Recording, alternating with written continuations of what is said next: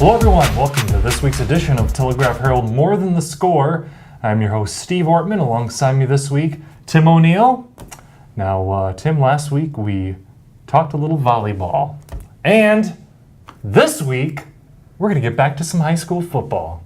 Because who doesn't love a little high school football? Now, a few weeks ago, I sang because I was so excited. Brendan wasn't as excited to sing about volleyball. But nonetheless, here we are, ready to talk some more football. And we're going to start the big news. Western Dubuque continues their undefeated season, and Drake George is continuing along on what could be a very, very memorable season. Absolutely. Western Dubuque improved to 3-0 for the second consecutive season with a big win Friday night. They beat Decorah 19-3. It was the first time since at least 2002 that the Bobcats had beaten Decorah, which, as a lot of people know, is a pretty strong program traditionally. So a huge win for the Bobcats. And Drake George had another big game, another 100-yard game. And the pace he's on now, he currently has 26 receptions, 456 yards, and 6 touchdowns through just 3 games. That puts him on pace for 78 catches, 1,368 yards, and 18 touchdowns, which would absolutely blow away the season records he set last year. Now, I decided to check in on the state records. That's good reporting. Absolutely. Got to know where you're going. He would need a few extra games. Obviously, his pace is for 9 games. These records were set in 11, 12, and 14 games. But the state records are 102 receptions, 1,602 yards, and 23 touchdowns. So if the Bobcats are able to make a run to the semifinals or the state final, get to the Unidome, obviously he'd be in line to challenge for some of those records. But it's our job to look ahead. Indeed. And it's fun to look ahead, but obviously there are a lot of games yet to go, so still got a ways to go before that starts to become a reality. But after beating Decorah and getting that first historical win in a long time, Bobcats have a chance to do the same thing again this week on the road. They're going to play at North Scott. This is a program that has been traditionally strong as well. It was a 4A team for a long time, and it shared the district title with the Bobcats when they were up in Class 4A. Now, the Bobcats, according to Coach Justin Penner, have never beaten North Scott, as far as he knows. Now, that could change depending on way back when in the 70s and 80s, back before the MVC took its current shape today. But that's where they're going. And last year, they started 3-0 as well, but they went 0-4 after that, so they're going to try avoid repeating that history as well. That's it for my ramble, Steve. Back to you. Well, not too bad for a ramble. Now, that's going to be a great matchup on Friday night. Western Dubuque just moved up to number 6 in the Class 3A rankings, and North Scott is ranked number 8. So it's going to be a top 10 matchup on Friday night. Should be a good one. Now, we're going to bring back here in the city a tough Friday night for the 3 city teams. They all go down.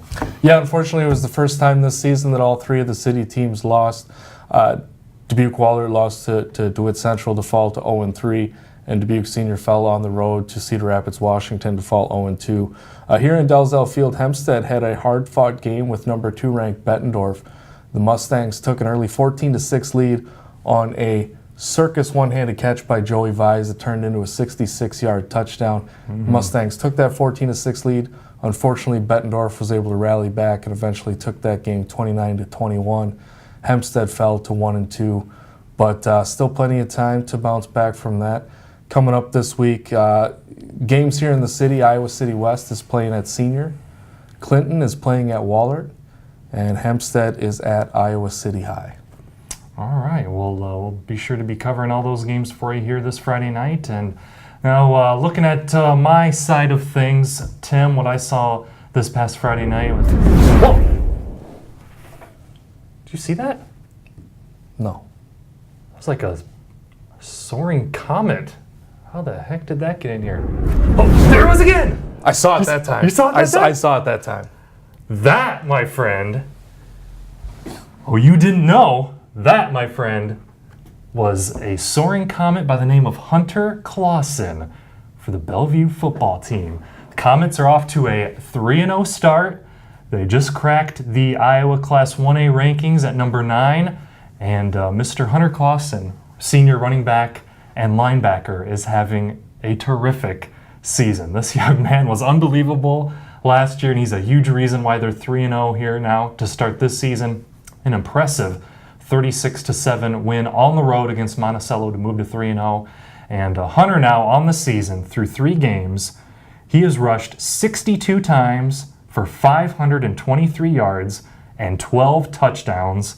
And he's also a dual threat out of the backfield. He's got just 4 catches, but they are for 143 yards and 2 touchdowns. He has been just an offensive dynamo for the Comets, who will be hosting Clayton Ridge on Friday night in Bellevue. I'll be at that game. This will be my first look at the Comets, and I'm excited to take a look at this team. The Eagles are off to an 0-3 start, kind of been having rough sledding, so it could be a big night for the Comets, and I'm excited to take a look at it. And just in case you're curious, he's not just a producer on the offensive side of the ball. At linebacker so far this season, he's got 16 tackles and 3 solo sacks, so he's a threat on just about every side, every area of the field, Hunter Clasen. And so I'm excited to see the Bellevue Comets on Friday night, and other teams that have been receiving votes this past Monday in the recent poll.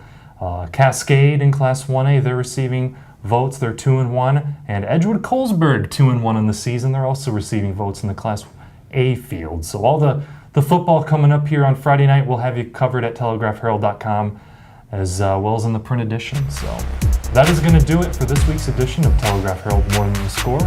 I am your host, Steve Ortman, alongside Tim O'Neill. We will see you next week.